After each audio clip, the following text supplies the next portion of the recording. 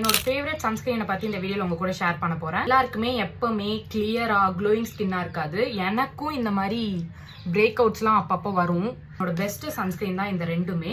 First one பாத்தீங்கன்னா doctor ஷெத்தோட centella and niacinamide sunscreen. Next one பாத்தீங்கன்னா டீகன்ஸ்ட்ரக்டட்ல இருந்து இந்த லைட் ஜெல் சன்ஸ்கிரீன்.